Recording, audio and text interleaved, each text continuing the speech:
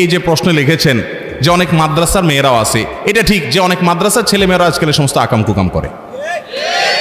মাদ্রাসার ছেলেমেয়েরা আকাম কুকাম করলে কি জায়েজ হয়ে যাবে?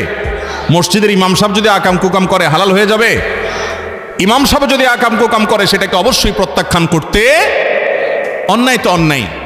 যুবক ভাইরা আমার, এই যে একটা কথা আপনাদেরকে শয়তান সাপ্লাই করেছে যে প্রেম পবিত্র জিনিস, কোথায় পাইছেন এটা?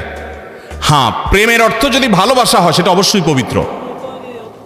একজন নারী একজন পুরুষের সাথে ভালোবাসার যে বন্ধন, সেটা রিয়েল ভালোবাসার বন্ধন হবে বিবাহের পর, বিবাহের আগে কখনো হতে পারে। বিয়ের আগে যেটা হয় সেটাকে আপনারা প্রেম বললেও আমি বলি ভণ্ডামি। ভণ্ডামি কেন বলি জানেন? কারণ কিছু ক্ষেত্রে আছে যে ঠিক আছে আসলেই একেবারে ভালোবাসা ছাড়া কিছু নাই, কিন্তু বাস্তবতা হলো বেশিরভাগ ক্ষেত্রেই এখানে জৈবিক চাহিদাটা পূরণ করা, মেটানো, এটাই হলো মুখ্য। এখানে একজন কিছু চটপটি, কিছু আপনার বাদাম ফুসকা, তারপরে যায় আপনার চাইনিজ খাওয়ার ধান্দা থাকে, আর একজনের থাকে ফুষ্টি করার ধান্দা। নাম দিছে কি? প্রেম।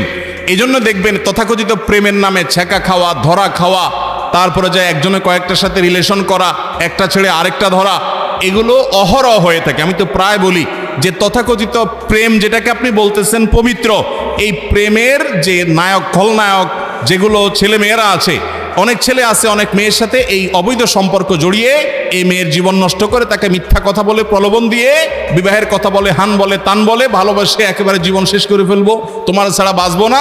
এদিকে এসে হুজুরের কানে কানে বলে, মহিলা মাদ্রাসার হুজুরে, হুজুর আপনার মাদ্রাসার একটা ভালো একটা ছাত্রী আমার জন্য দেখবে।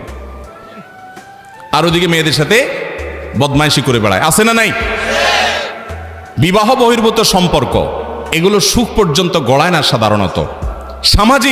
সামাজিক একটা বন্ধন, যেখানে সমাজের নেতৃবৃন্দ থাকেন, বাবা মা থাকেন, মুরব্বীরা থাকেন, মান্যগণ্যরা থাকেন, তখন একটা কমিটমেন্ট তৈরি হয়। সেখানে সাধারণত জুলুম বা টর্চার বা প্রতারণার সম্ভাবনা অনেক কম থাকে, এখানেও হয়, পরিমাণ অনেক কম হয়।